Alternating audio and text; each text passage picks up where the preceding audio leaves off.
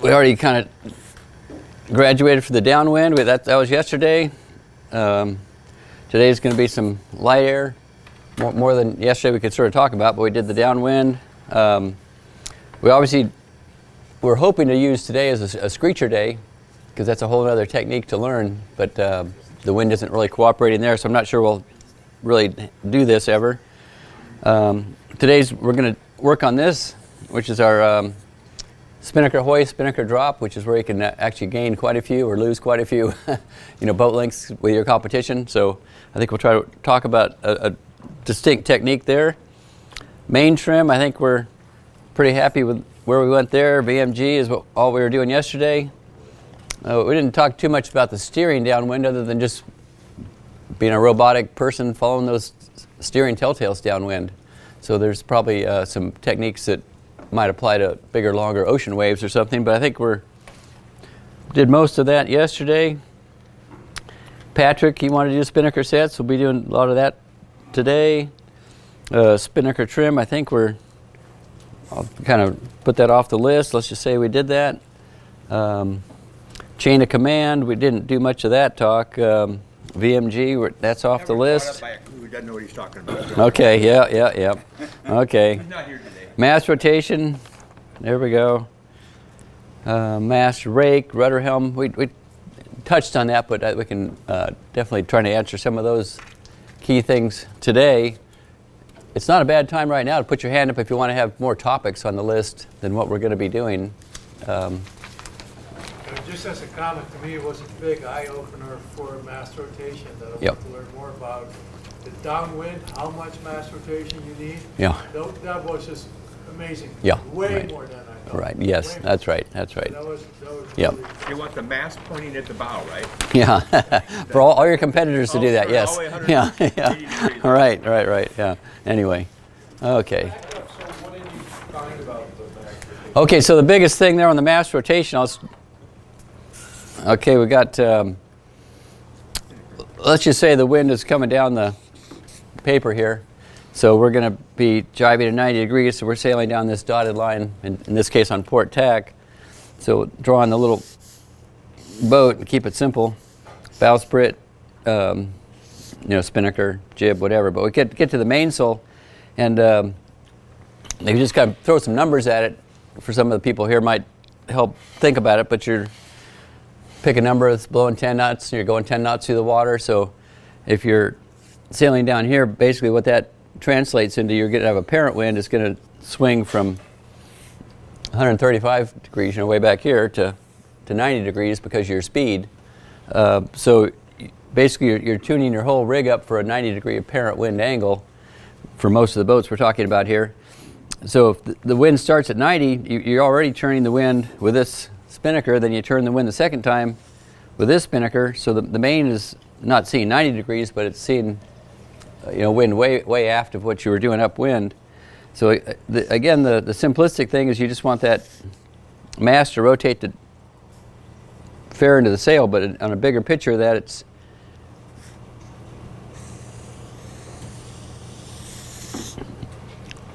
going to take a lot of rotation. It's not upwind. If you rotate 45 degrees, some of the boats keep on rotating until you get to maybe closer to 90 actually. So that was his point. I think he's surprised about how much rotation it takes downwind to get the forward telltale, that 25% telltale, to flow. And that you can kind of rename it as your mast rotation telltale. If the mast isn't rotated and those front telltales aren't flowing, that's your really, if you draw this sail with all the little arrows of lift that it's generating, those are the ones that are actually pushing you forward. Those are the most important part of the entire sail. The mast, the first few feet of the mainsail, all that, those arrows are what's your propulsion.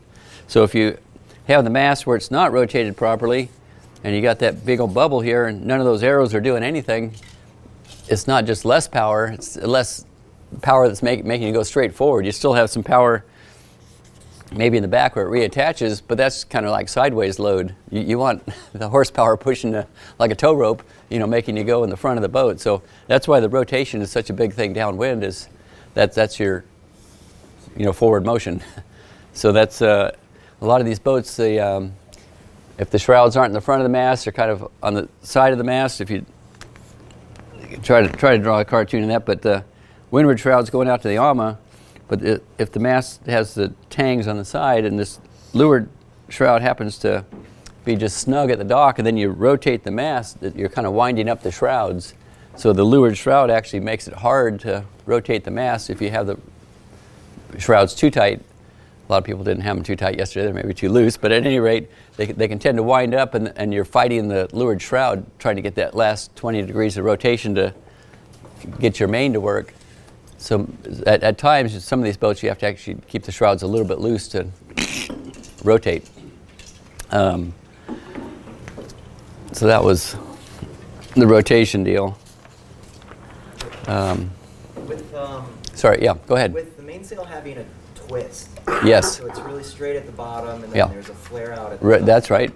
Where should we try, because you can't match that airfoil shape across the whole vertical section. Yeah. So what on the downwind, we don't care about drag. We care about lift. We're trying to get maximum lift. So if you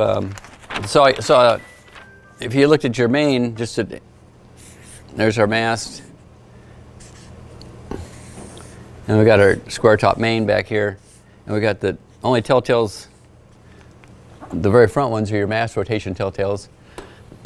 So what you're saying is this: you got two different sails. The top is twisted open, the bottom's sheared in tight because the bottom's backwinded by a jib and a spinnaker, and the top, especially if you don't have a masthead spinnaker, there's nothing turning the wind. So you got two different wind directions on the top of the main and the bottom of the main, and you're setting up your telltales to try to get flow, and it's harder to get these to flow because there's less backwinding effects. So the apparent wind is closer to aft, and here it's closer to forward. So how do you have the mast, which doesn't twist, match a twisting mainsail?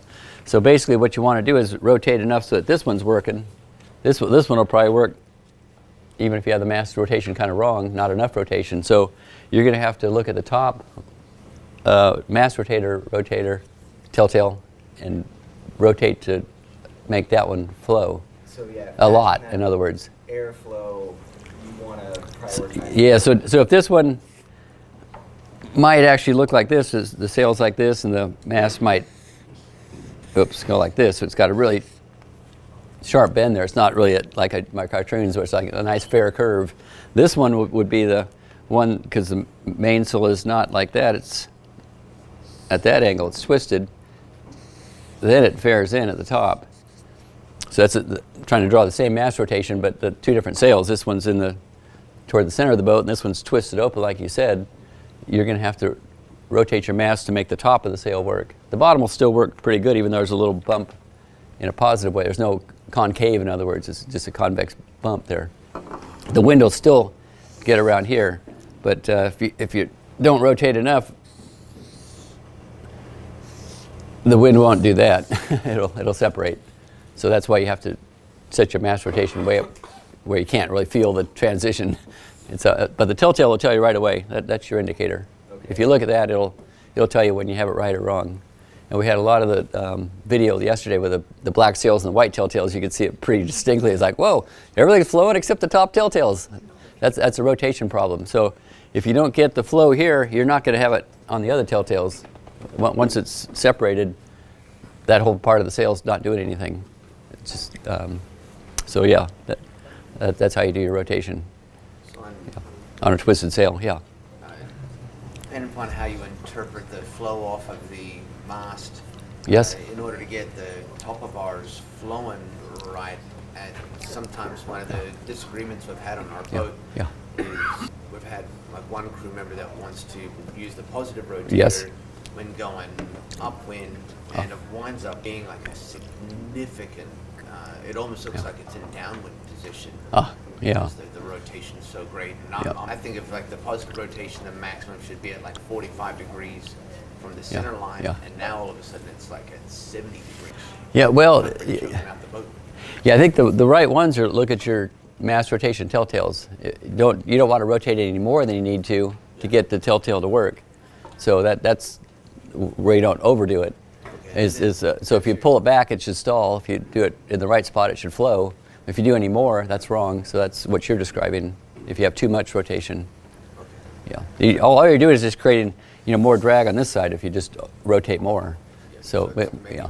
Where that one is. We just want to get lift. We want to just turn the wind and have it attach flow on these telltales, and then you're done with the mast.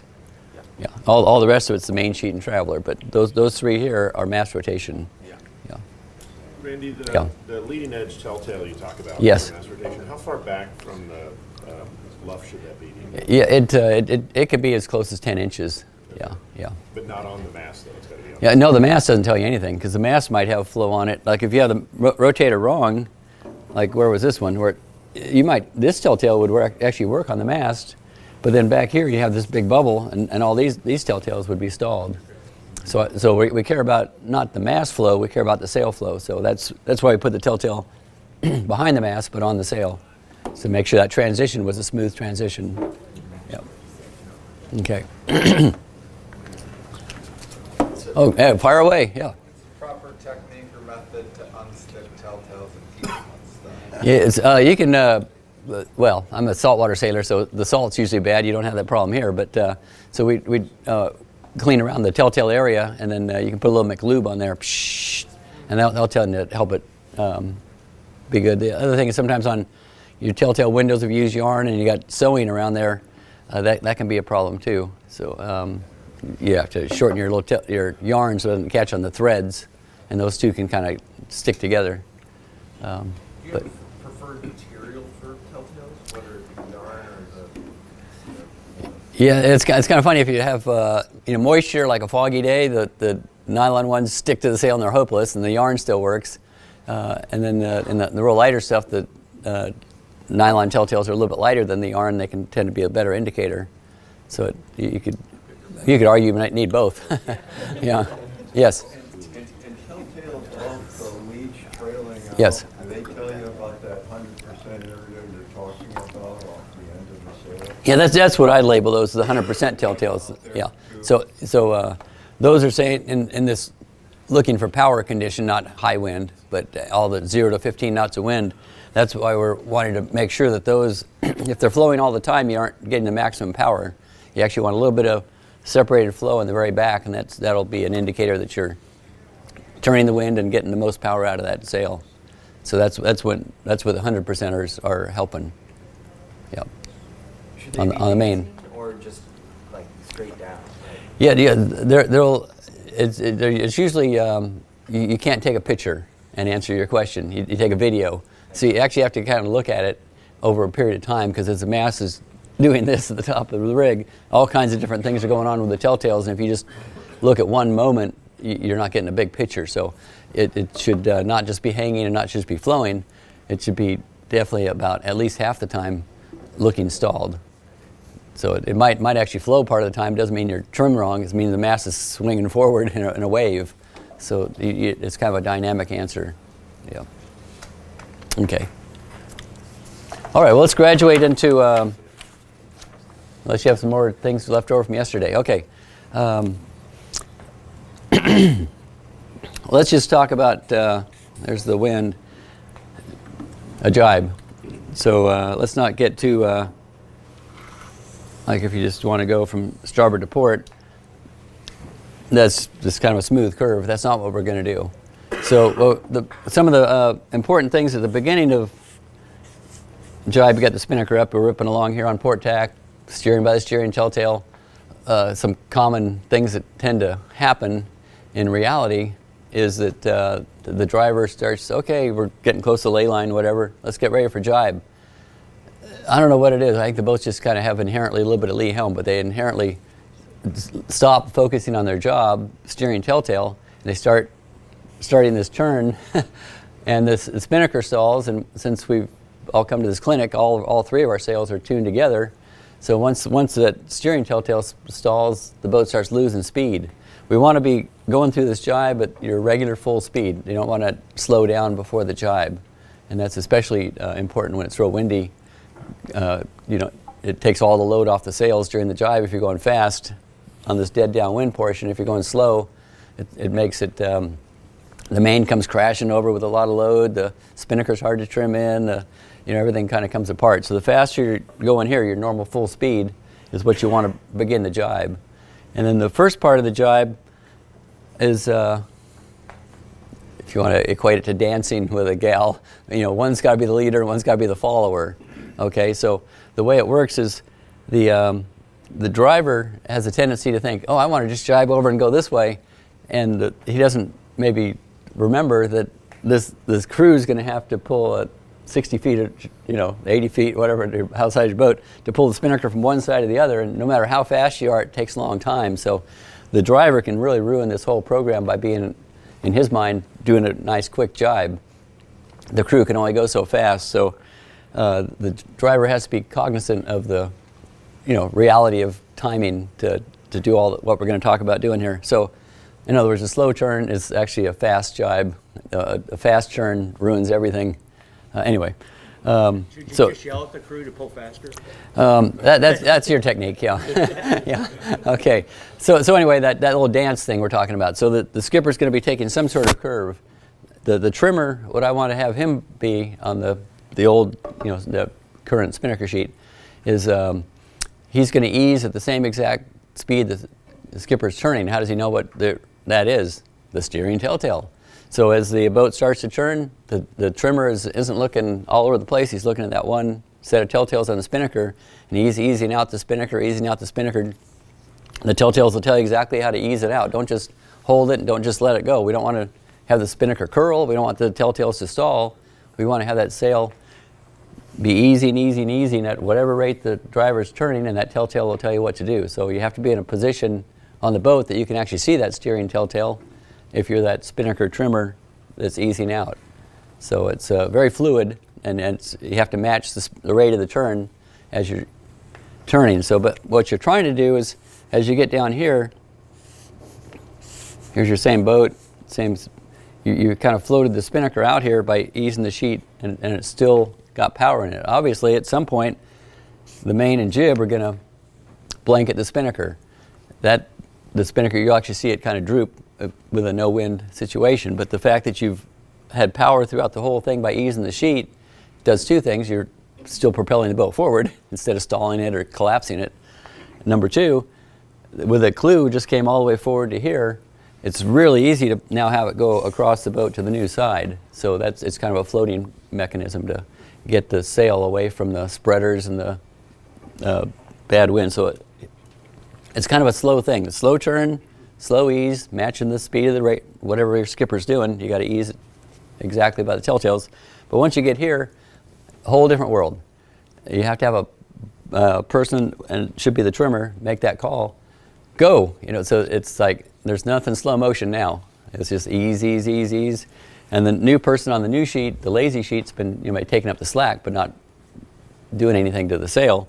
The sail's been floating. Once it starts to do that little droop, hit it, and then it's just total hand over hand of the sheet. You got a lot of sheet to pull around, and it's easy to do now because it's kind of hidden behind the mainsail, and this is another part where the skipper can totally blow it. He goes, oh, now we're jibing. Okay, whew, no, we got a lot of line to pull over to get the sail to the new side. And if you have enough people, it's best to have one person pulling that sheet around the winch and pulling from maybe this trampoline here. But it's great to have another person situated just behind the shroud and just hand over hand helping. So you have two people actually just whaling that sheet in, and it'll come around fast. So you pull the clue to whatever the shroud or whatever your normal position is, and at that point the driver changes his whole dynamics. It's not a slow motion turn anymore. The minute that chute gets to the new side, then he can jam the helm over just by turning the boat through the eye of the wind here. You actually create a wind that fills it by your turn, and you'll have a premature, which is good, fill of the spinnaker pop. And if you want to grade yourself here, your report card is, for a good jibe, is if the spinnaker fills first and the main fills second, you did everything right. If the driver doesn't follow this and gets aggressive with his turn, he's going to turn and the spinnaker's not in, the main pops over, and the main isn't going to, there's no telltales going to flow because there's no spinnaker turning the wind for it, and it's still set up for what we had back here for that apparent wind. when you come around here, if there's no spinnaker working, the main's not working. Obviously, we'll talk about the jib in a second, but that's why you want to have that report card be a spinnaker fill first, not a main fill first. So you can grade yourself when you do a jibe right away. Did the spinnaker come around first and fill? And that's a plus. If the main fills first, C minus. You got to work on it. So that get your timing, your choreography right. So that's the spinnaker, but then the jib is actually a great device to, if you don't do anything with it during the jibe, leave it on the wrong side like a hove to situation. Don't even think about it. It actually makes a nice sliding surface for the spinnaker to slide around the forestay. If you let the jib go over first, your spinnaker can sometimes hit the forestay, and there's a lot of friction, and it drags, and you won't get an A+. You'll get a C-. Okay, so get lazy, don't do anything with the jib, just turn the boat, get the spinnaker filled, pop, that's your big sail. Then later, worry about getting the jib from the old side to the new side. So just be very relaxed, because use that jib as a smooth sliding device to get the spinnaker to go through the fore triangle. Okay. Any reason to ever use the outside job? You'd have to, if you did everything wrong, an outside jibe would work. If you saw all your telltales here, you're going real slow, and when you're downwind, you got all this apparent wind blowing the spinnaker, you can't get it through there. But a fast boat like what we're talking, everybody here, the faster you go, you can do the inside jibe, everything works great. If you do everything wrong, I guess you could do an outside jibe, and Because we're always set up for inside. So inside jibe all the time. Yeah, right.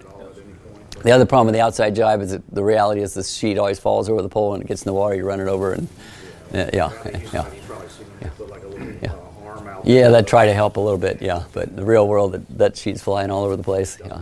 No, inside jibe all the time. Yeah. I think it was you that many years ago that one of the things we did is mark our sheets. So we know, and we use that to depend on the wind and where it is, how far it is, where it is at. That's right. But having that set when you come around, having that trimmer on the other side, get to this spot so the driver can instantly drive to it versus fighting between the two. Yep. And so that's certainly helped us. Yeah, Pete's point was good there. That's just like the jib upwind. We're 3 inches off the spreader, so we can duplicate it when we jibe. We want to have the spinnaker so that you can set the spinnaker as everything you had set up on the port tack is exactly duplicated on the starboard. And the best way to do that is little marks in the sheet. Some people just do it by pull the clue to the shroud, but the marks in the sheet are more accurate. Yes. In your dance analogy and having the leader and the right. Is the driver the leader and the trimmer's the driver's trying to do it to the speed of what the crew can do, but the crew has to follow the driver. So the driver's whatever he does, that's how fast you're going to let the sheet out. So the driver's the leader. He's turning. The trimmer is the follower, and he just follows the telltale. Yeah, definitely. Yeah. Randy, how do you time bringing the boom over in this? Oh, you don't?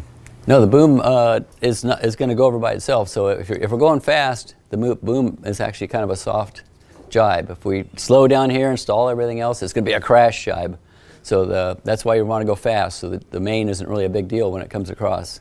So that's the idea. Is speed here calms everything down as far as the mainsail. So we don't worry about the main because we're fully focused on getting the spinnaker to pop first. Once the spinnaker pops first, the main actually will kind of come over softly because it's already getting a bit of flow off the spinnaker. So spinnaker first, main second.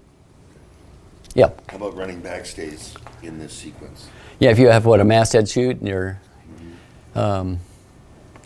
minute it loads, you probably don't want to break your mast. They're kind of expensive. So make sure it's on before you load everything up. Yeah. So back to your main sheet discussion. Yeah. So if you do everything fast enough, you shouldn't have to trim the main in? Nope, no, you don't want to trim the main. In fact, because you spend all your time on this tack for the last X number of minutes getting all your telltales top to bottom, front to back, flowing in harmony, we're going to duplicate the spinnaker setting, so why change anything? So don't uncleat the main sheet. That's one nice thing. You don't have to rethink the wheel. We don't want to keep doing our homework assignment over every time. Anything you don't have to do, like the Traveler, set it exactly how you had it before. The main sheet, don't ever uncleat it, so it is preset. The jib, it's it doesn't really have a, it's feet off the spreader instead of inches, so you have to do that by the telltales once you get going. Okay, so then you're probably going to have to center line your traveler. If the traveler was, I don't know, a foot from the end, who knows, here, after you jibe, you want to set it from the end on the new side. So you're duplicating what you had perfected here on the new jibe. So we're trying to just carbon copy it from one side to the other. Yeah.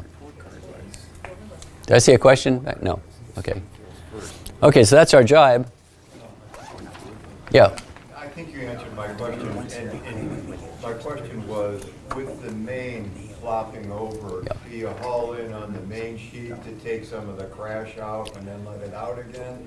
But what I hear you saying is that if you take the jibe at enough speed, right, it's not an issue. Crash over. Right, that's right. Thank you. Exactly. Yeah. Okay, so let's just say we conquered the jibe.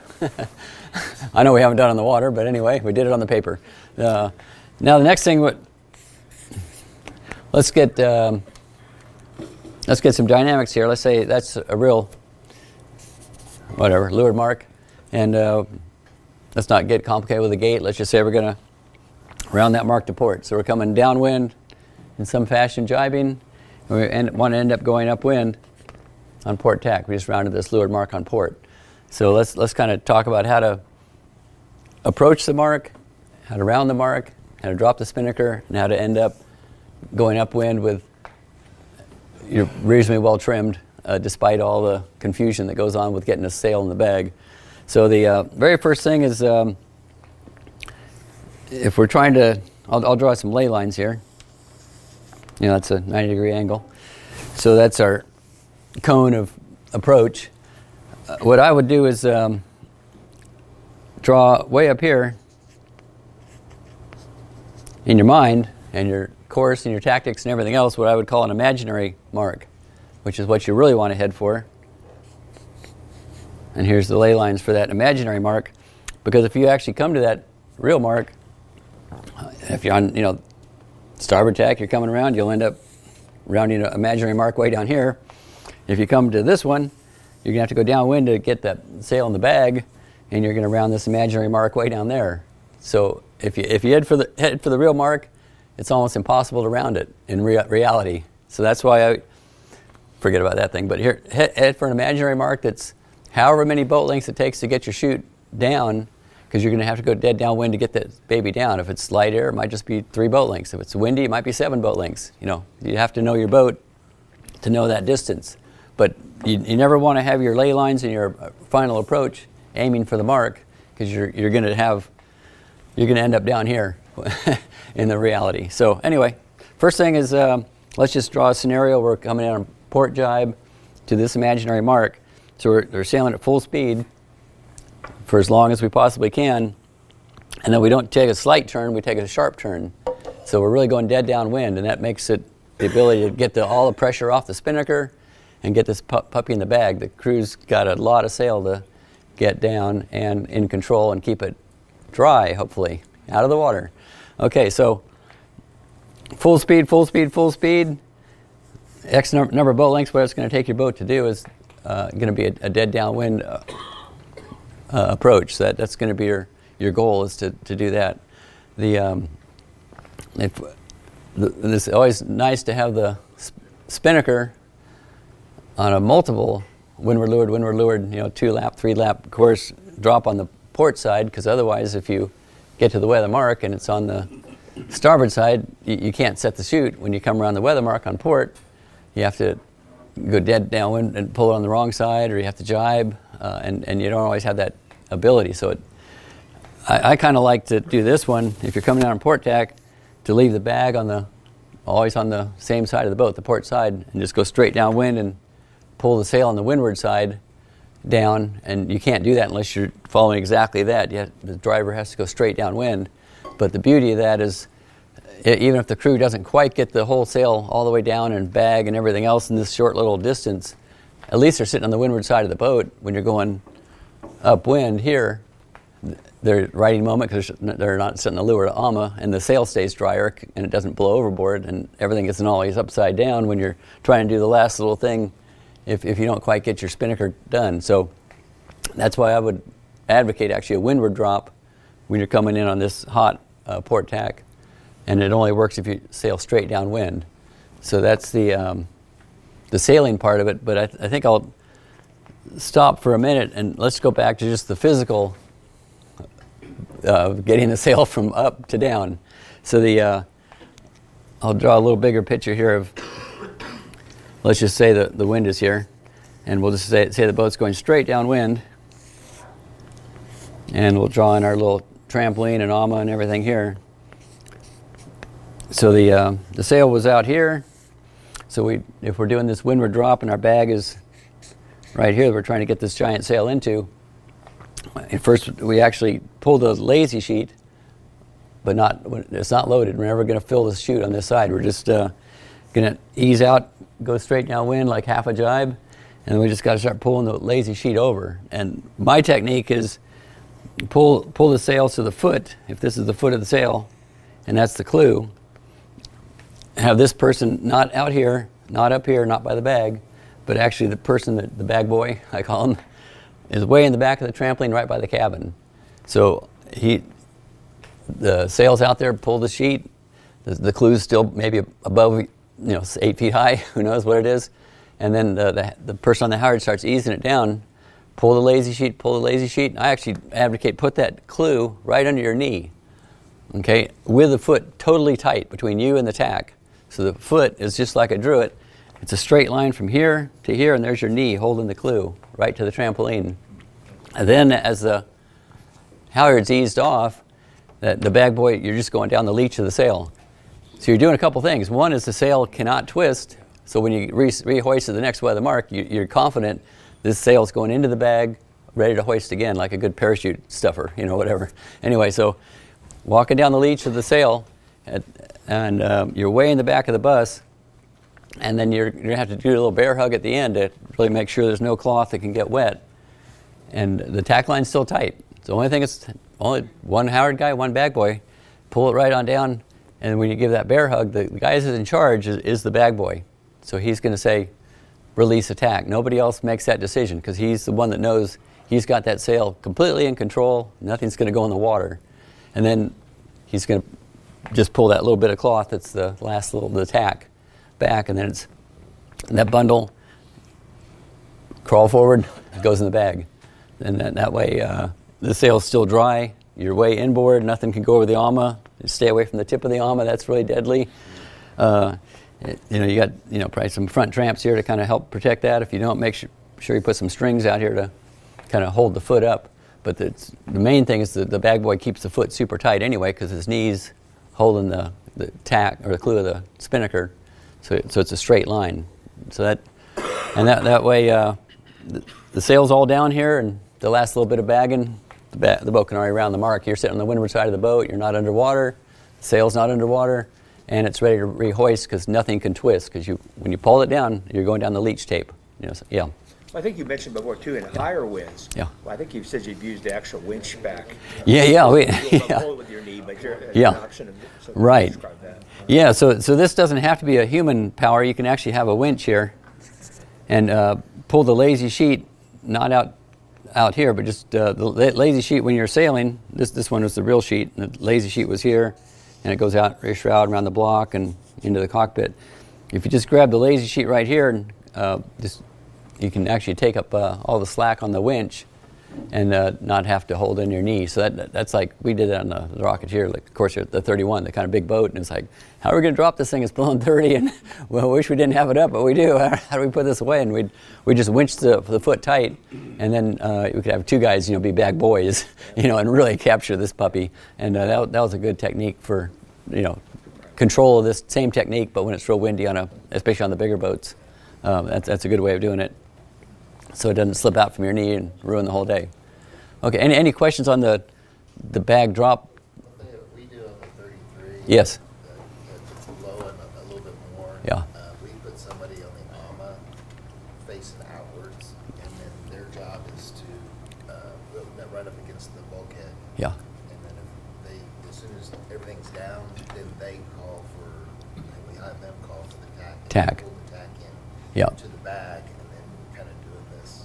Oh, so you got 2 guys working it, yeah. Compression and then in the back. Yeah, bigger boat, more people. That's not a bad idea. A lot of Right, right, exactly. Do you have another question?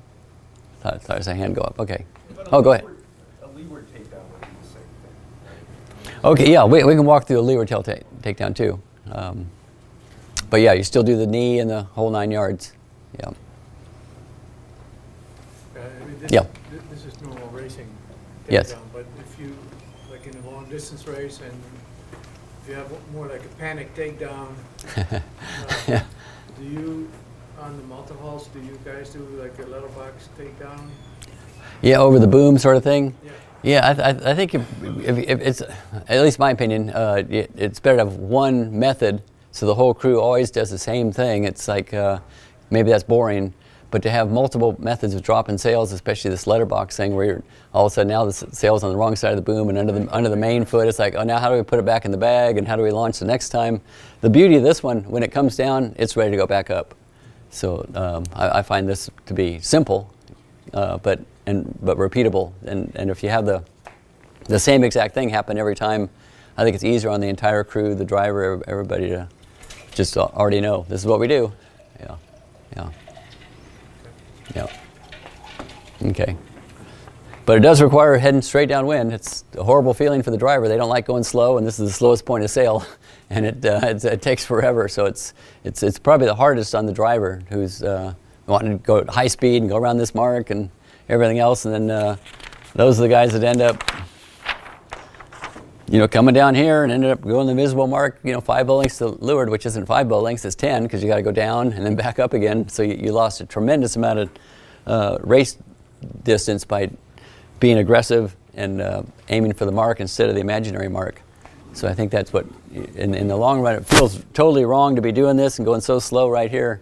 But the big picture is at least you're around the right mark and you don't go an inch too far around the race course.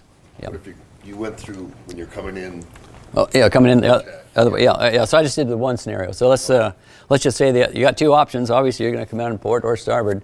The starboard's kind of nice because starboard tack, at least out here, you have the right of ways. But you're going to do the same exact thing. You're going to be at full speed. You don't slow down here.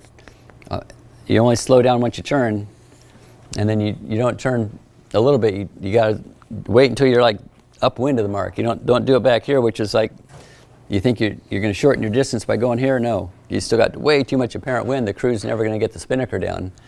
So you have to go to here where you're really straight upwind from the real mark, and then you do a sharp turn straight downwind, and then those are the boat lengths it's going to take for your crew to get that puppy all the way down, 50 feet up your mast, 30 feet on the foot, whatever, and get all this 1,000 square feet of sail from in the air into the water. In other words, it's a few boat lengths, even in light air.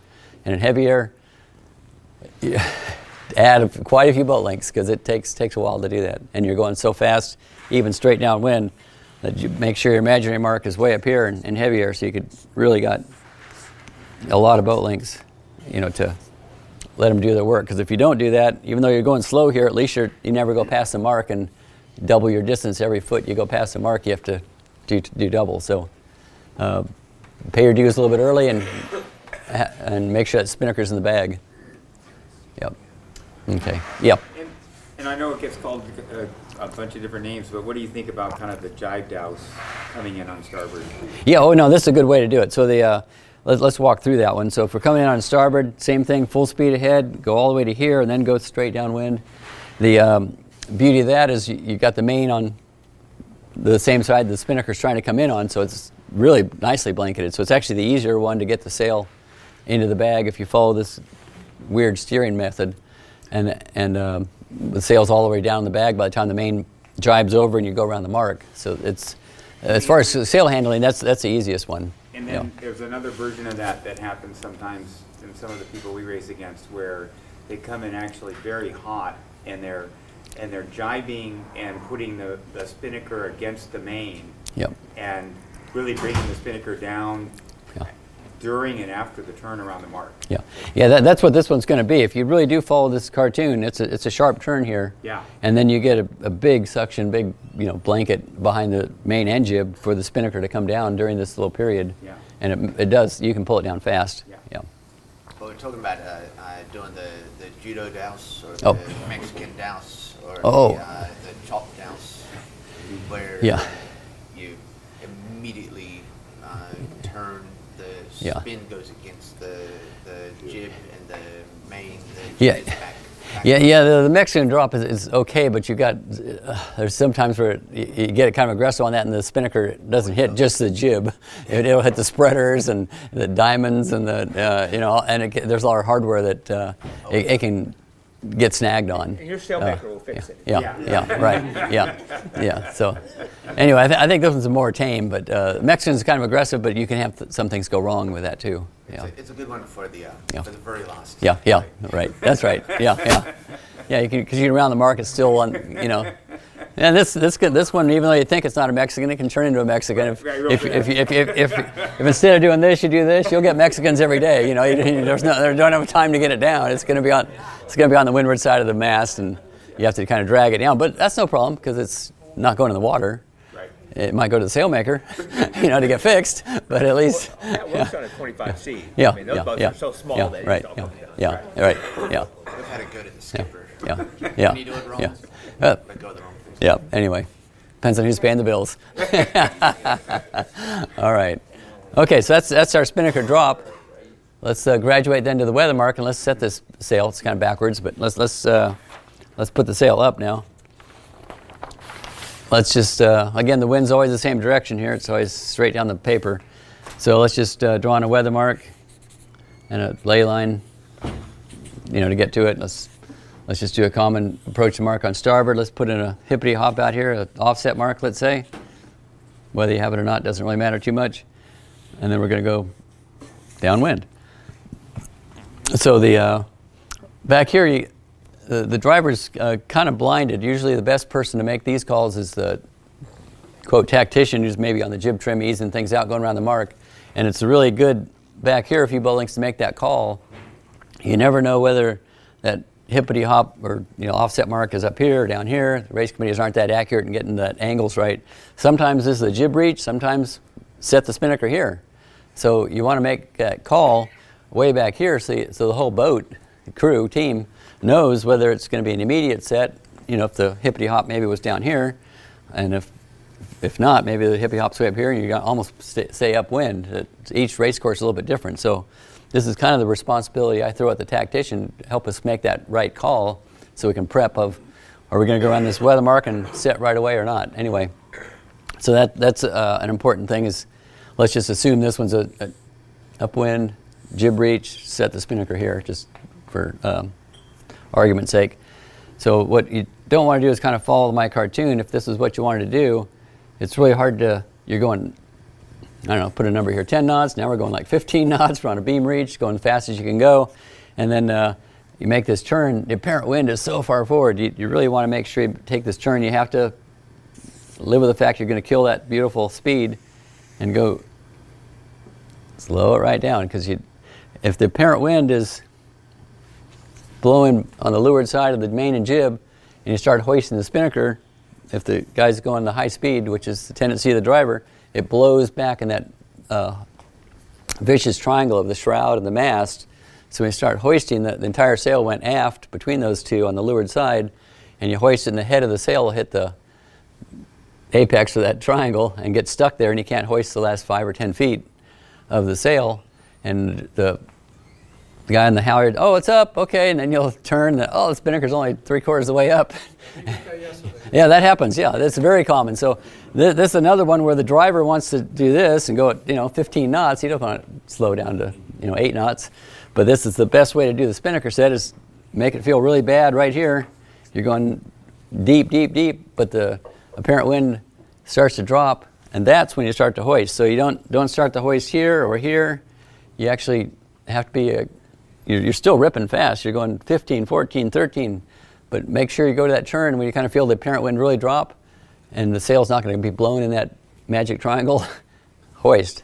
And the way I call it is the first step is the halyard, and the second one's the tack. But believe it or not, the sheet is sort of first and last. So before I get to the mark way back here, I'll actually put the spinnaker on the winch right in the cam cleat take all the slack out of it, so it's kind of preset. In other words, it's not just going to flail around out there. The idea on this hoist to have it go up without any twists is we've already repacked it properly at the last lure mark, so it's not twisted in the bag. But as you hoist it, it can definitely start spinning in all the vortexes of the bad air behind the main and jib. So the technique here is not only is it coming out of the bag initially clean, it doesn't twist on the way up because we're separating all 3 corners of the spinnaker as it goes up, so it can't just go up as a tube of cloth that's spinning. It's actually going up and all 3 corners are being separated simultaneously. So the choreography here is, I guess, before it won, you kind of preset the sheet, so it's kind of preset on the winch. But then when you make the turn, the very first thing is the halyard and only the halyard, and you wait till the halyard gets up to about the spreaders. The tack does not move until you get at least that high, and then the tack person is the one that can be suicidal or good. If he's aggressive on the tack and pulls it off the trampoline into the water, you'll run it over at 10 knots and ruin the whole thing. So this guy has to be at the mercy of how fast the halyard's going. So the halyard gets to the spreaders, and then the tack person can pull at whatever rate he feels he can pull that the tack can't get in the water. So the key here is when the mast rings a bell, or the halyard rings a bell at the top, that's all the way at the top, you want to have the tack all the way at the end of the pole, and the sheet's already preset, so all 3 corners are spread apart. At that point, a sharp turn. As the bows turn, the spinnaker fills, pop, off you go. So you get back to full speed. So it's going to feel real bad throughout this technique to the driver. He has to make it feel bad, and he's doing it right, because that's how you get the sail up safely, quickly, and pop full the quickest. So your sheet, do you have it pleated in roughly at about the setting for sailing, or close to it? Yeah. Have it pre-timed? The reality is that the tack and clue and the head are all still in the bag up by the cabin, up in the front of the trampoline. So you just pull it, take all the slack out of it. It's not really preset to race mode yet, but at least it's got the 3 corners. It can be separated. It'll fill. Because I generally put it about where Yeah. race mode is. Yeah. Right. Yeah. But you're saying maybe a hair tighter than race mode. Yeah, probably not tighter. Yeah. Okay. Yeah. Cool. Right. Question. And my crew tells me it's all the driver. It is. Yeah. Adapting to what's happening. They don't get it all the way up. Or Right. You got to Yeah. constantly adapt before you make that turn. Right. 'Cause Yeah. Once you make that come up, then Oh, it's filled. Yeah. Yeah. Yes, that's why I think some of the verbals are important here too. The halyard guy has to make the call to the driver, because the driver doesn't see the leeward side and where the head's at the masthead or halfway up. So this is the guy that makes the call to turn. So the driver sometimes can't see the leeward side of the mast up there. And number 2, the halyard guy has to not just feel it got pressure and stop. It might be stuck in that magic triangle. Yeah. They have to actually be in a spot, hopefully they can actually see what they're working on, which is the halyard, and see that it is at the top, because that's a common error, is that the halyard person goes, oh, it's up. No, it's not. He thinks it's up. It's still, the head's still stuck in the leeward shroud, and then it pops full, and then, oh, geez, it's 10 feet short, Anyway, so those are the verbal calls we need, is the halyard to tell the driver when to make that sharp right turn. So that's the crew. The tack, that person is pretty easy to know when it's out there. It's easy to see that, but this is the visual one that's hard to, and people make a lot of mistakes thinking it's up, but it's not up. So that's why I think that's the verbal person that tells the driver when it really is up. And a mark on the halyard is a great thing too, to confirm that, oh, the mark's not anywhere near the winch. It's not up yet. So that can help, save that little bugaboo. Okay. I don't think we have to talk too much about this, because we worked on that yesterday. After the chute's up, we're going to pull up there and pull the trim to if your clue goes to this route, or your black mark on the sheet or whatever, that you did all your homework way before the start of the race. Bingo, the chute gets set. Driver goes to the steering telltale, then you do the jib, then the mast and the main and the traveler. So that's all the stuff we learned yesterday. So I think we're pretty clear on what to do after it's up. But today we're kind of just talking about the mechanics of getting this baby up safely, quickly, and the same every time. Okay, is that working everybody's boat out there? Not too radical? Yeah, okay.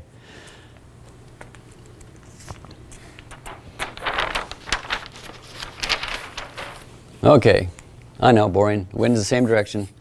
There. Now we're going, I mean, it might seem like a simple little thing, but just going upwind and doing our tack. So the couple things kind of really fine-tune a tack. Everybody knows how to tack, but let's try to take a tack to another level of coming out of the tack on course, on speed, with everything trimmed is our goal here. So coming in here, let's just say everything's by the textbook from yesterday. We got all our telltales working. We're steering by the steering telltale, and then we make the decision for whatever reason, wind shift, ley line, whatever. We're going to tack. That'd be the driver, hopefully verbally letting the crew know what's going on in that brain cell, so there's no mystery going on there. And the other thing that happens is the driver will back here. Okay, we're going to tack. And I don't know what happens, but something in the human brain starts to put them into pinch mode and thinking about working up, and the boat speed goes down, and you go, yeah, we're tacking, but we're about half speed now. What happened? So the idea is the boat should not know that you're tacking. Okay? Everybody else needs to know, okay? Yeah, right. The crew knows, the driver knows, but the boat has no clue. Okay. So the first part of the tack, the first 45 degrees of your turn from, sailing to head to wind, I want your arm to get longer. You don't just tacking. It's pressure. Constant pressure, your arm's getting longer. So the boat is the most gradual turn is the beginning. By head to wind is your maximum turn, and it doesn't change after head to wind. So in other words, your arm got long, and it's only so long. And then from the head to wind, after the first 45 degrees, your arm doesn't move, and the rudder doesn't move. The boat has exactly the same rate of turn the second 45 from head to wind to the new side. And then we're going to straighten out right away and go. So that, from the driver's point of view, it's very subtle the first 45. I think of the rudder as a water brake. If you just jam your arm over, the speed goes way down. So we want to have the steering be a sharper turn, and then to head to wind, and then you keep that same exact rate of turn by keeping your arm frozen. The rudder, in a video, I don't want to see the rudder moving, the second half. It's locked into that 30-degree angle. Whatever your turning angle is, it stays exactly the same for the second 45 degrees. Now the key is, and we had a lot of this yesterday because we didn't obviously talk about tacking yesterday, people were not tacking on 90 degrees. They tacked to 110 or 120, 130, and they'd come on this reach, and all the telltales are stalled, and the boat felt dead, and then finally they realized, oh, we're not going to windward. They slowly head back up and get the telltales to go, and they lost all the boat lengths by not going to windward. So how to do a tack at 90 instead of some other crazy number. The driver, you can do a lot of things. Back here, it's no matter where you're sitting on a trimaran, there's all kinds of 90-degree little rear beam. Just look down the rear beam. Okay, that's why I want to head for that the cloud. Whatever it is. Sometimes that's a visual that helps you. The other thing is, don't put yourself into vertigo by, I'm driving here and the sails are here, and go back, turn around this way, and once you turn around backwards, you're all screwed up. So I think a lot of times it's best to not do anything, believe it or not. You just sit in one spot, keep your ass on the same wrong side, who cares? It doesn't matter where you're sitting, it matters what you're the driver. So your arm got longer, head to wind, frozen, why move? Stay right there. Do your job, watch the telltales, straighten out your cloud, bingo. But if you're trying to be a maneuvering person from like one AMA to the other, one side of the cockpit, I don't care what you're doing, don't move. If you just stay stationary, you're going to do a great job. If you're moving around, especially turning around backwards and trying to flip the tiller extension, you're not steering too well. And believe me, the video would prove that your rudder's wogging all over the place. And I look at that as your water brake. So the less you move, the better the tack. So it kind of force yourself to change your movement. You're not in any hurry. Your job is to drive and drive properly. And if you do that right, you're going to have a nice tack. Assume the rest of the crew is going to get the jib over and do all that kind of stuff they do, but do your job. Don't try to do anything but that. So I think that wherever you happen to be sitting when you start the jibe, or tack rather, don't move. Then after you've completed and you're sailing, the steering telltales are working, then flip your tiller around or whatever you need to do and start moving to the windward side. And I think that can really streamline and a lot of tacks. Because I saw that yesterday. There's all kinds of, they didn't tack anywhere near 90 degrees. It's like all over the place, you know. So it's a lot of boat lengths on a race course. You lose not by the straightaways but by the corners, and that's what today's talk is all about. Is to try to streamline all that question. Yeah. And then in conditions like yesterday where you've got a little sea state. Yeah. And you're, is it potentially useful to go to the 100, 110 there to build a little more speed to get back going through the sea state, or is that over? Well, I'd put the driver in. Sorry to kind of call him a robot. His whole life is looking at those two little telltales, the steering telltales. So if your crew is doing the right job on the jib, which we discussed yesterday, when you come out of attack, they don't pull it to 3 inches if that's your number off the spreader. They're pulling to 8 inches, and then they're winding on the winch. The last, as the boat accelerates, if the driver doesn't think about the 95, he just thinks about telltales, he's going to be right as far as steering. So he shouldn't dictate that. The trimmer hopefully is dictating that by, as the boat speeds up, he's pulling in the jib and the driver's following the jib, steering telltales. Yeah. So that's really the right way that should work. Okay. Yeah. Okay. Yeah, I think. Well, just to point out, we had a lot of issues with this yesterday. Yeah, my issue is that I have a hard time documenting and thankfully deleted some of our wonderful packs. Yeah, you're one of the victims. Yeah. But my issue is, you said that the driver should look at the telltales, but how much? I mean, I find that it's hard enough sometimes just to, as the driver to. I have a bad habit of falling off too much after. Yeah, you do. Yeah. And so, I mean, if I'm following, in an ideal perfect world, you have the crew that does the, it's out a little bit, 8 inches off the spreader, and they roll it in 3 inches. Yeah. I kind of feel like I'm doing myself more harm than good by trying to chase around the telltales in that particular situation. Well, we need a new driver. You got to follow the telltales. Steering telltales don't lie. Sorry. No. Anyway, let's go the other half. I talked about just a driver. It's not like you say. The driver isn't the team. So let's talk about what the perfect jib trimmer should be doing throughout the same exact routine. So let's only look through his eyes. So the first part of the tack is subtle because the arm's getting longer, right? So the jib trimmer is just looking at the jib. What's he going to see?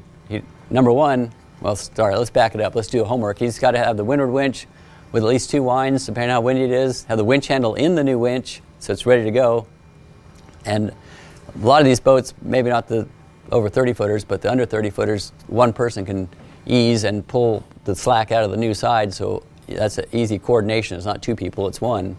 With the bigger boats, you might have an easer and a trimmer. Whatever, that's secondary. But here's what I want the jib to look like, and you can figure out what to do as a trimmer to have this happen. So the first part of the turn is increasing rate of turn. All you're going to see is telltales were perfect. Now the luff is getting soft. Now it's getting a little luff to it. Eventually it backwinds. So you haven't done anything. You haven't eased out an inch, hopefully. You just held it steady. You may be taking a wind off the winch or 2 winds off the winch as it unloads, but you haven't eased any rope out. The jib is exactly the same trim you had upwind for this first part of the turn, and all I want to hear is the sail once, backwind. It's going to be called the silent tack from the crew's point of view. At that point, what you want to do is trim the jib as if it was a self-tacking jib. In other words, as the boat goes across the eye of the wind, as you're turning, you can actually look at the telltales on the jib. If you're letting the sail go too quick, it's the noisy tack, obviously. The jib's flopping, and that's your typical tack. That's what I don't want to see. I want to have the sail literally from one side of the foredeck to the other with the telltales flowing, so it never has that noisy, flag noise, and the clue goes from one side to the other, so you're easing with one hand, you're pulling with the other, and you're pulling out all the slack, and you're only letting the sail go across the foredeck at the same speed as the telltales tell you to do. If you just keep it backwinded like a hove to, that's the brakes and new lured telltale spinning, it's stalled, you're not letting it out fast enough. If you let it out too fast, it gets noisy, it luffs, right? So the perfect tack is almost silent. It just backwinds once, and the jib walks across the foredeck from one side to the other, and you're taking up the slack on the new side at whatever rate the telltales tell you to do it. And then you're trimmed 90% of the way by just taking the slack out, because you're right on it as the boat turns. You're right with it. You didn't just let it go and go, oh, the boat's turned 110 degrees, now the jib's way out there, I got 4 feet of sheet to pull in. If you're walking the jib across the foredeck, you're taking up the slack on the new side as you go, and then that wind channel's already in there. You're just pulling in that last little 8 inches, 6 inches, 3 inches, whatever, as the boat accelerates. So that's easy to say, hard to do, but that's the technique that you want to do. Is that you actually want to be like a windsurfer. You don't want the rudder, which windsurfers don't have, doing all the work, because that's your water brake. You want to have the sails actually tack the boat with its power, so you're actually sailing the boat from one tack to the other. You're not, if you do it the conventional way, let the jib go, flap, flap, flap, flap, flap, what's that doing? Just stopping the boat. I want you to sail the boat from one side to the other, so the jib's actually an assist in the turning and not the drag, which is what you would get if you just let it go in a normal fashion. So that's kind of a artistic, technique that the trimmer has to have. It's to walk that sail from one side to the other is easy to say and needs some practice to implement in the real world, but that's your perfect tack. Yeah. So from backwinded to sheeted, right? Yeah. Close hold, it's sometimes feels like a millisecond from that to that. Maybe your driver has arms too long. It should slow down the tack a little bit. Yeah. So another, yeah. Because normally we'll be in a situation where the moment it hits backwind, you're just fully letting go of right. and turn that fully into inactive, and you sheet in, yeah. and then you're right where you need to be. You don't need winch, right? Yeah. However, you're saying that if it's done right, there's actually a transition there's time. period Yeah. from Right. backwind to right. We sail multi-hulls.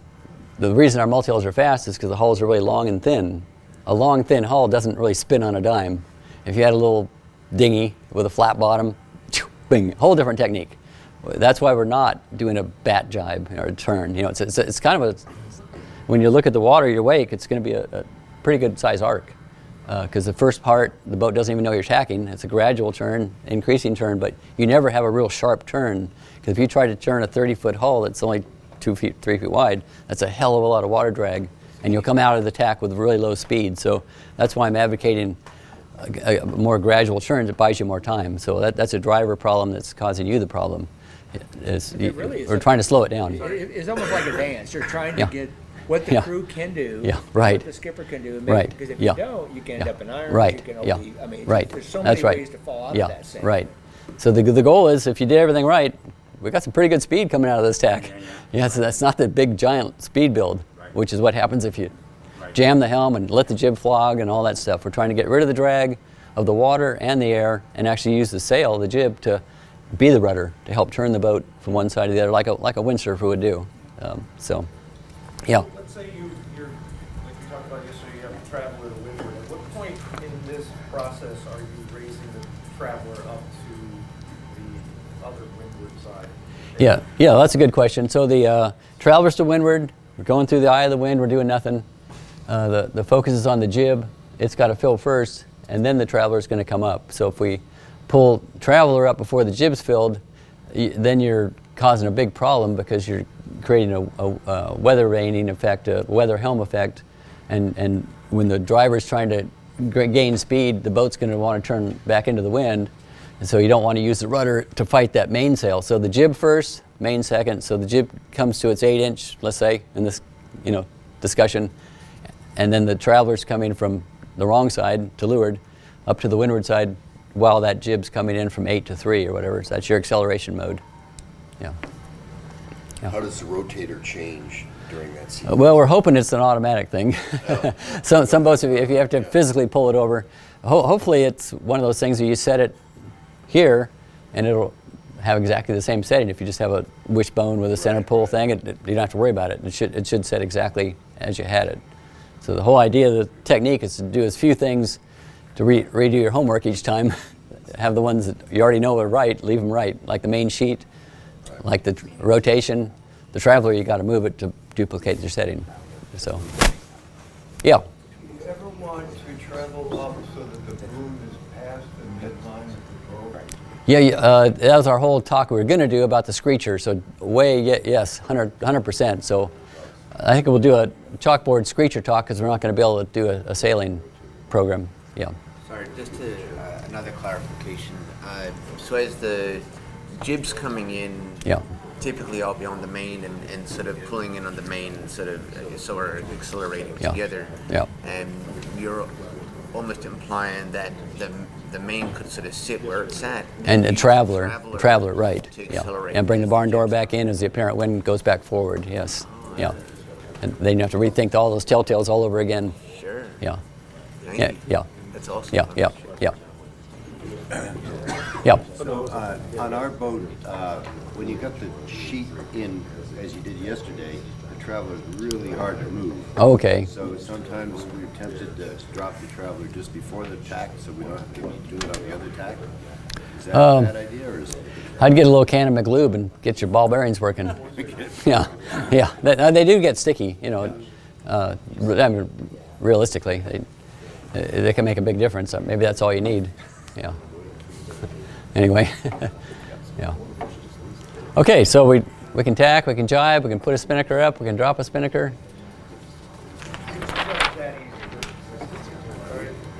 You're here to graduate. All right. Yeah, obviously it'd be better if we had wind and we could go out and do exactly what we're talking about like we did yesterday, but you're going to have to absorb it just verbally today. All right.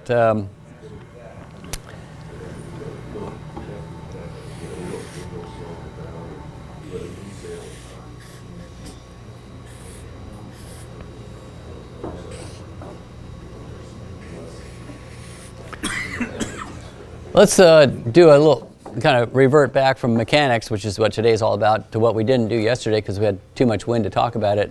So I didn't do a chalk talk, and we didn't obviously do it on the water, which was let's optimize screecher sailing for the under 7 knots of wind.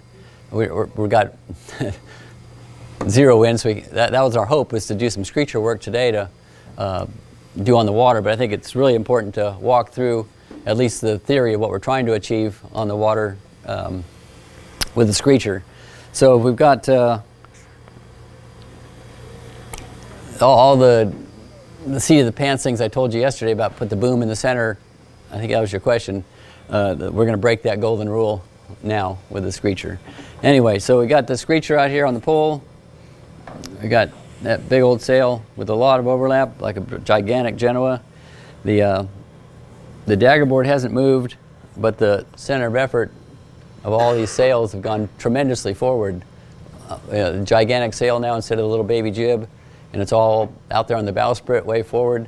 So if you had the helm balance, again, we don't care how it feels, we just care where that tiller is relative to the center line of your boat. That's what I talk about: windward helm, leeward helm, neutral helm. So if your boat was balanced with main and jib, pretty much guaranteed you're going to be fighting a possibility of a lee helm, maybe a big lee helm issue when you put the giant screecher up.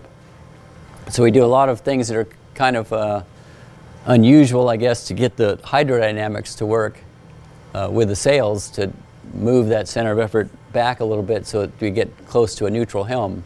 Because if we don't do that, if we just put the screecher up and do yesterday's mainsail technique with the boom in the center, the boom gets backwinded, the main gets backwinded, there's almost no power in the main, and all the power is in the screecher, which is all way forward of your daggerboard. So very simply, you got lee helm, and the problem is we're going slow, it's light air, and the daggerboard is not big enough to have something fighting it, which is what the rudder is. If the rudder's got lee helm and the daggerboard's trying to lift you to windward, they're fighting each other, so your daggerboard essentially gets smaller and smaller the more the rudder's fighting it. So pretty soon, I was out with a guy in a 970 the other day, and he had the screecher up, and we didn't do anything right. We just set it up his way, and we had this lee helm problem.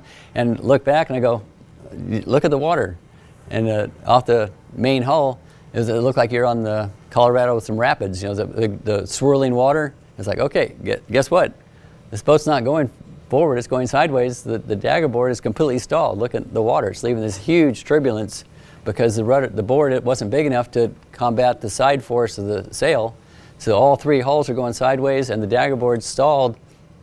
I mean, our boat speed was ridiculously nothing. I mean, the boat was just like, might as well put out a sea anchor. I mean, it was unbelievable. So you can actually have huge issues if you don't follow this whole technique of focusing on the hydrodynamics with a screecher, and the rudder is your computer. That where the tiller is there's all these calculations going on. Think of it that way.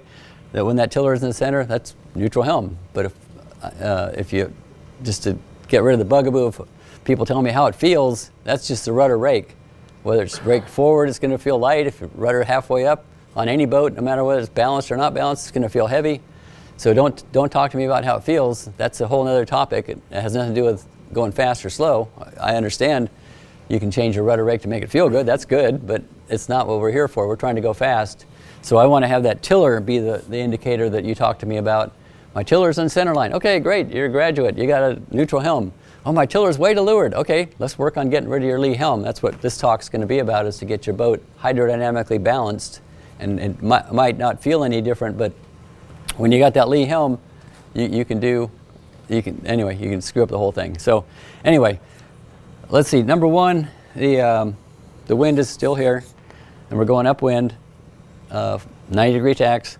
The idea is to let's go from the front to back like we always do. You're gonna have the old steering telltale, but some of the things that usually happen is the block for this is on the rear beam, maybe right by the hull, but still on the rear beam, and the clue is, I'll pick a place just maybe a foot out from the cabin or so. That's generally too wide a sheeting base to get these 90-degree tacking angles, because the boat's going super fast compared to how much wind you have. You can be going 5 knots and 5 knots of wind. You know, if it's blowing 20, you're not going 20 upwind. So in other words, the apparent wind in the situation is way forward because you're going so fast compared to the true wind speed that you have to have a pretty artificially narrow sheeting base for these screechers to perform 90-degree tacks, which is what we're going to do here. So if the clue is here, and that's from here back is it's a sheet to the rear beam, then to the winch. If the clue is, like I'm saying, maybe a foot off the edge of your cabin, it's probably too wide. So what I advocate from the clue, you got this lazy sheet that goes, well, around the forestay and back to the windward winch. It's doing nothing. I advocate grabbing the sheet right here, right by the clue, and just putting it up on one of your cabin winches and just pulling it across here to pull that clue inboard to the good starting point, just right where the cabin goes from here to here, the turn. So it's pretty far inboard. So then you sheet it in and you're going upwind, you're steering by the steering telltale. But now to get rid of this lee helm issue, we're going to do some kind of radical things on the mainsail to power up the back of the boat. So we move the center of effort back, and instead of having lee helm, we want to have that rudder go neutral. So anyway, the golden rule we said yesterday, just arbitrarily said, okay, put the boom in the center of the boat. Well, that worked yesterday. It's not going to work today. If you do that, the whole main, the bottom half at least, is going to be really soft, maybe almost backwinding, depending on how stiff your battens are. If you didn't have battens, it would be luffing, you know, like a monohull sail. You'd actually see what's wrong with the sail. Sometimes with our full battens, you can't see the backwinding effect of the screecher, but believe me, it's there. So what we're going to do is we're going to hike that Traveler way the hell up. The boom's going to be a good 9 inches to windward of center line, and it'll look wrong. It's like, wait a minute, that looks like an air brake. But the apparent wind is so far forward because you're going so fast and such light air. You know, the ice boat talk we did yesterday, we got to really hike this main boom quite a ways to windward. And like I say, if it doesn't look wrong to you, you're probably going to have lee helm. Okay, so it's going to be pretty dang high up there. Then you can go back to the old kindergarten stuff we did yesterday. The Traveler telltales don't tell you anything. They'll be flowing because it's getting backwinded, no problem. The only things you can do is the main sheet telltales at the top, and exactly like yesterday, set it up so you got some separated flow on the 100%. The leech telltale and the 75% one should be dancing. The other one should be flowing nicely, so you're not over trimmed there. You got flow in the top but not in the back. So that's your main sheet. And by doing that, you're also going to find, I kind of skipped over, we always go front to back. I should have done this, but anyway, now that we got the main all hiked up there and sheeted in, the mass rotation you're going to find, it's kind of surprising that the apparent wind is so far forward, you can probably derotate it. So surprisingly, if you're rotated, pick a number 50, 60 degrees normally with a jib, you can go way back to 40 or something on the mast rotation, because the apparent wind is so far forward. Those leeward main telltales up in the front that tell you whether the rotator is right or wrong quite often let you derotate more than you expect in this real light air. So that's a good thing to do too, to get that ferret into the real wind direction, which is highly backwinded by this giant screecher. And again, the bottom line is look at the tiller. Are you right or wrong? If it still has some lee helm, the other thing you can do is your crew. And quite often you got 3 guys sitting in the back of the bus and you're popping a wheelie. That's exactly what you don't want when you're trying to get rid of lee helm. You want to have everybody walk up to the amas, the foredeck, way forward in the front nets, get the bows down, and at least 2 bows are going to be in the water. And once they stick down, think of those 2 bows as being dagger boards you just placed in the tip front of the boat, exactly where you want to have them to counteract some of this lee helm that the screecher's causing. So it's kind of an artificial dagger board, so to speak, way the hell up forward, and plus you get the quiet transom. You're not dragging your stern, so that you'll hear in your ears you did the right thing by the transom being not underwater but up at the surface now. But more importantly, you're going to watch the tiller go from lee helm to maybe right in neutral, just by the fact that you've moved your crew weight way forward and you're sailing bow down. This is the one time you can really adjust some rudder balance by your crew weight. So yeah. It's also just forward, but also just enough. If you have to move people to the low side, or whatever, just right. So that high helm is just out of the water. Yeah, So. Yeah, that's a good point. So the biggest drag you have, if you didn't hear that, in light air is wetted surface. So we're trying to not have any more surface of any hull in the water, because that's the drag you're fighting. It's not.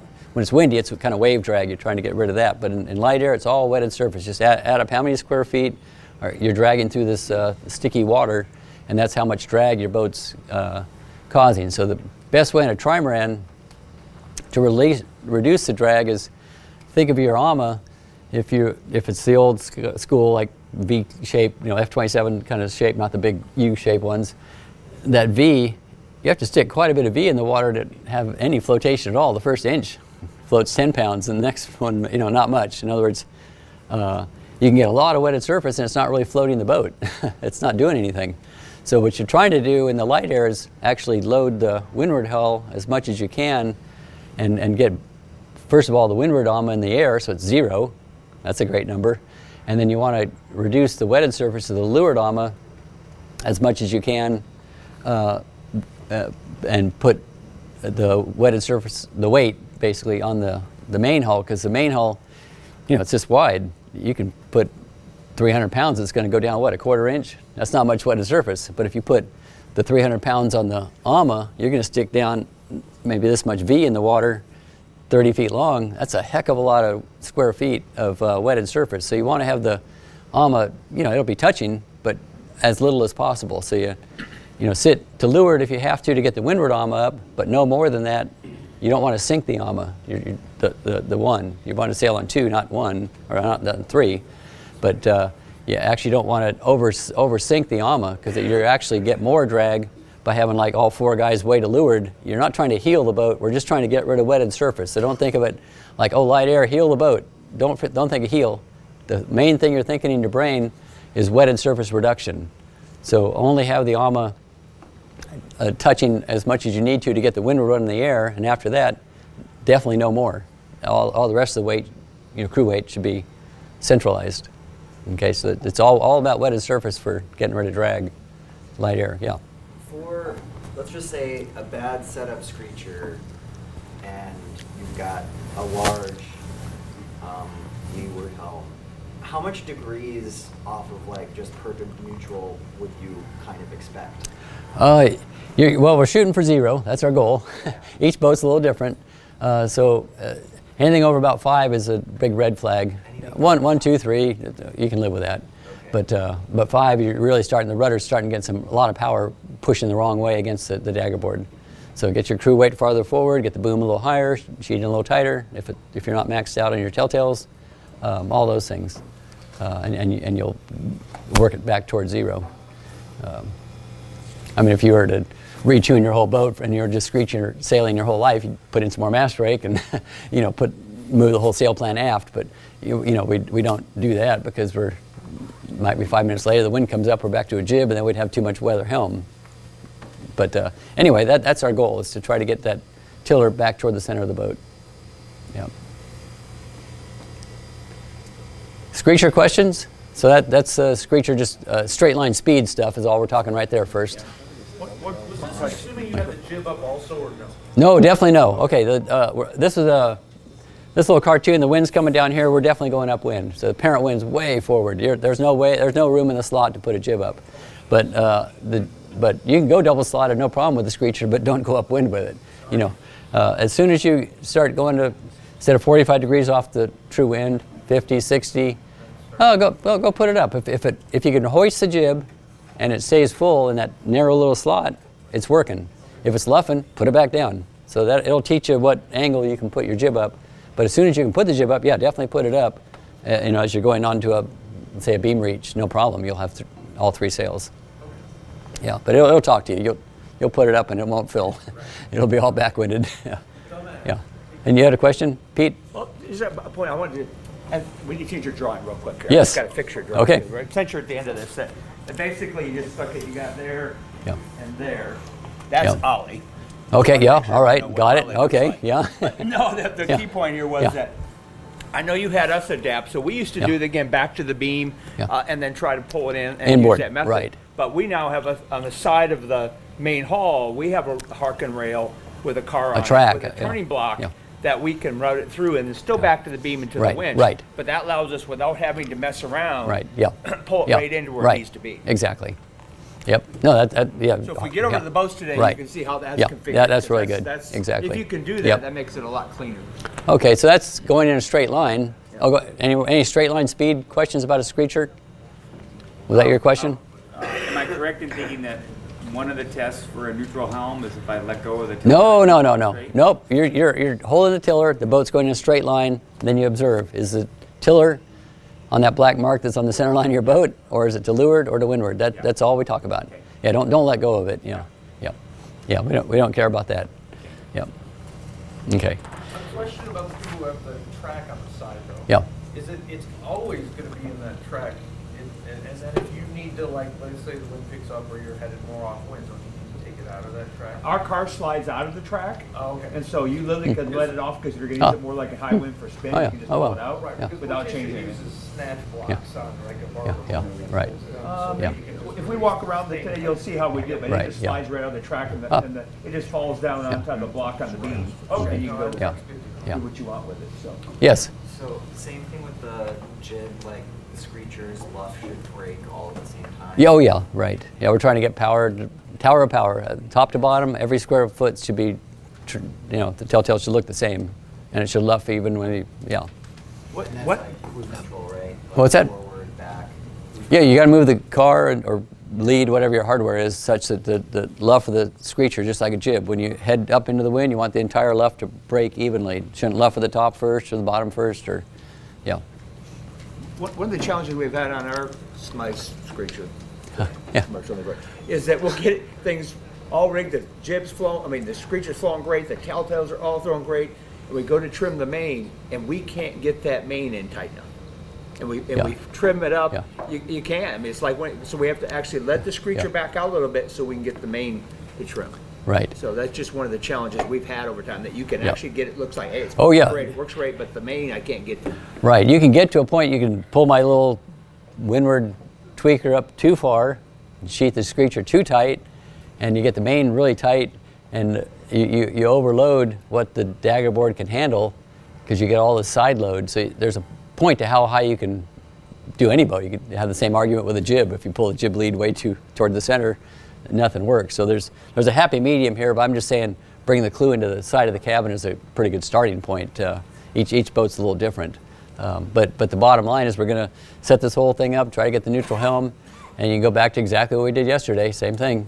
Tack over and make sure you're tacking at 90 degrees. And if you're tacking at 80, oh great, I can let the lead outboard a little bit and let this thing breathe and get a little more speed.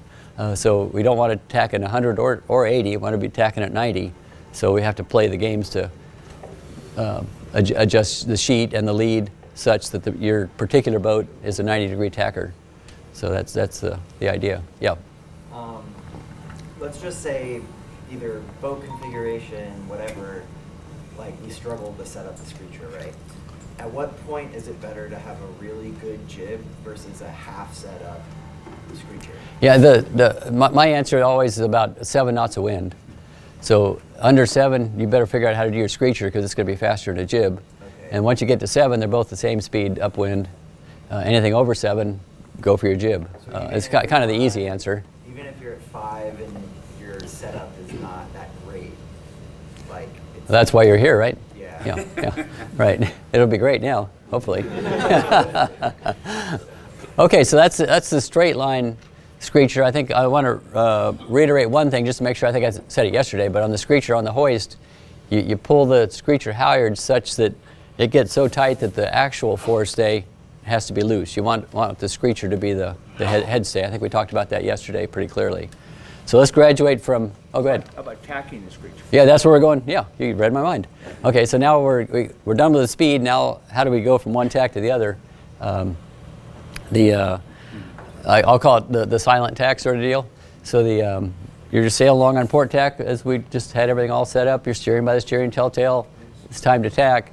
The best way to roll it or to tack is not to try to slide over the jib or the forestay because there's no jib to slide on. It'll actually hit the forestay, and it's hard to get the screecher to go around the wire or rope, whatever forestay.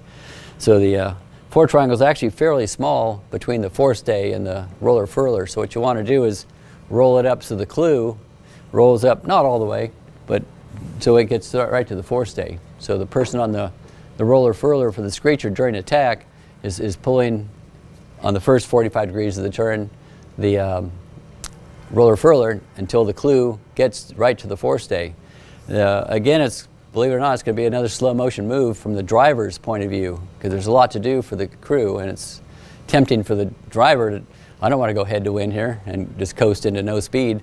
I want to tack and get going again. But the faster you turn, if you turn faster than the crew can do all their strings and bells and whistles, you're going to be coming out of this tack all messed up. Because if you come out of the tack and the screecher's still rolled and on the wrong side of the forestay, the main will fill and you'll get windward helm and there's no screecher to pull you down on the new tack. And yeah, you're right. Yeah. So anyway, here's what we want to do. First 45 degrees of the turn, your arms get longer. You're not just pushing it over. The boat doesn't know you're turning the first portion. You're not using the rudder as a brake, and you already maybe got a little bit of lee helm already. So to push the helm over, the boat's not going to be very responsive. So kind of ease it into a tack, and as you head up, the screecher starts to get soft, luffing in the front a little bit, way before it really backwinds, but not right immediately. In other words, you've turned not the full 45, you turn maybe 20 degrees up into the wind, and the screecher's getting soft. It's not doing much power anyway. That's when you make that call. Blow the sheet completely, roll as fast as you possibly can, and the driver is now at the mercy of the roller guy. So don't go past head to wind until the clew gets to the forestay. So that's going to dictate the rate of turn that he can put into the boat, is how fast you roll that sail. Because you want to have the clew get right to the forestay, and the beauty of this is if you do that right on harmony with the wind, you're head to wind, the clew gets to the forestay, guess what happens? The other half of the 45-degree turn, it is totally easy to pull the new sheet in because it's not tangled up on backwinded and all that. It's just like comes right in. So you can pull the new sheet as you're turning onto the new side of the head to wind so easily. It just comes right in. You can hand over hand, and as long as you're not turning too fast and you don't fill the screecher with wind, throughout this next little turn from head to wind to like 30 degrees off the wind, the screecher's not full of wind even if it's sheeted in. You just pull it in, you'll get 90% of the sheet by hand if you're turning slow enough. And then when you turn the last to go to the 45 on the new tack, boom, obviously it's going to fill, and maybe you'll grind it into the handle the last foot or something. But that's the key to having a really fast tack, is that harmony between the driver and actually how long it takes to pull the strings, both on the first 45 degrees and the second 45 degrees. The driver is really kind of at the mercy of the crew. So if the driver's just doing his little blindfolded, tack, and he's not witnessing how long it takes to do both the roller furling and the new sheet, he's going to come out on the new tack, and the screecher's going to fill prematurely because he didn't have time to pull it in, and it's going to be 4 feet out and kind of luffing, and it takes forever to grind in that big giant screecher the last 4 feet. The main's in, and you're just going so slow. So the slower the turn, the faster the tack is kind of the bottom line there. So the driver's not in charge, the crew is. The crew's doing the best they can. Nobody tries to pull anything slowly, but that's how long it takes, and that's how the skipper should follow the crew's ability. Especially on the big boats, it takes a lot of time to do these things. So kind of a slow turn equals a fast exit out of the tack. So any questions on a fast screecher tack? That's kind of the concept. Yes, go ahead. So you're taking them just slack on the lazy. Yeah, slack. You're not unloaded. Yeah, right. If you're turning slowly, it's just so easy to pull in. Right. Yeah. Once it fills, that's a different story. That's a big sail. You can't do it by hand.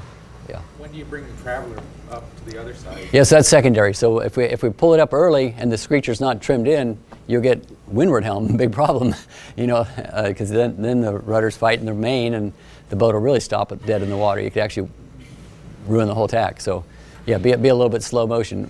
Get the screecher filled, and then the traveler can come right up. Yeah. And then once that's all done, that's when you undo the bobber hauler effect that you had.